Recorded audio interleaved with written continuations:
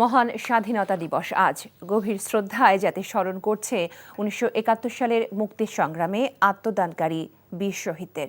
সাভারের জাতীয় স্মৃতিসৌধে ৭১-এর বীর সেনানীদের প্রতি শ্রদ্ধা জানিয়েছেন রাষ্ট্রপতি মোহাম্মদ শাহাবুদ্দিন এবং অন্তর্বর্তী সরকারের প্রধান উপদেষ্টা ডক্টর মোহাম্মদ ইউনূস। প্রথমে ফুলের শ্রদ্ধা নিবেদন করেন রাষ্ট্রপতি, পরে প্রধান উপদেষ্টা ডক্টর মোহাম্মদ ইউনূস শ্রদ্ধা জানান। শ্রদ্ধা নিবেদন শেষে কিছুক্ষণ সময় নীরবে দাঁড়িয়ে থাকেন তারা। এ সময় তিন বাহিনীর একটি দল রাষ্ট্রীয় অভিবাদন জানায়। এরপর যুদ্ধাহত মুক্তিযোদ্ধা সহ শহীদ পরিবারের সদস্য, উপদেষ্টা পরিষদের সদস্য এবং বিদেশি কূটনীতিকরা শ্রদ্ধা জানান। এরপর শ্রদ্ধা জানানোর জন্য জাতীয় স্মৃতিসৌধ উন্মুক্ত করে দেওয়া হয়। এই ঈদে জামা জুতো অ্যাক্সেসরিজের ডিসকাউন্ট।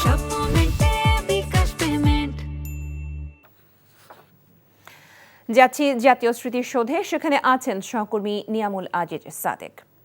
সাদেক, সকাল থেকে এখন পর্যন্ত কোন কোন রাজনৈতিক দল শ্রদ্ধা নিবেদন করেছে?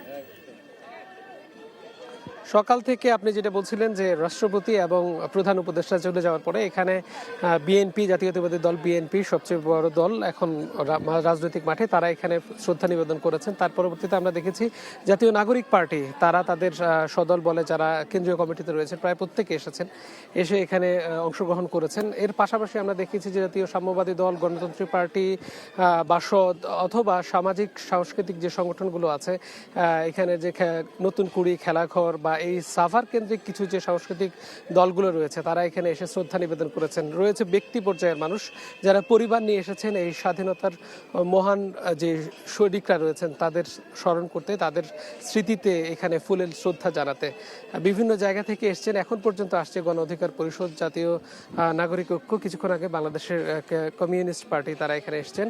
বিভিন্ন জায়গা থেকে বিভিন্নভাবে তারা দলবদ্ধভাবে এখানে আসছেন। তবে একটি বিষয় জানিয়ে রাখি, সেটি হচ্ছে গত বারের তুলনায় স্বাধীনতা দিবসে আজকের উপস্থিতি কিছুটা কম। বিষয়টা হতে পারে যে রমজানের কারণে হতে পারে কিংবা অন্য কোনো কারণে হতে পারে। এখন পর্যন্ত বিভিন্ন সামাজিক সাংস্কৃতিক সংগঠনগুলো ফুলের শ্রদ্ধা জানাচ্ছে। এই শ্রদ্ধা জানানোর দুপুর পর্যন্ত আমরা হয়তো আরও দেখতে পাবো বলে আশা করছি। তো এই ছিল সাথে এই স্মৃতিসৌধের সর্বশেষ অবস্থা। লোপা, জানছিলাম জাতীয় স্মৃতিসৌধে শ্রদ্ধা নিবেদনের খবর। এই ঈদে জামা জুতো অ্যাক্সেসরিজের ডিসকাউন্ট।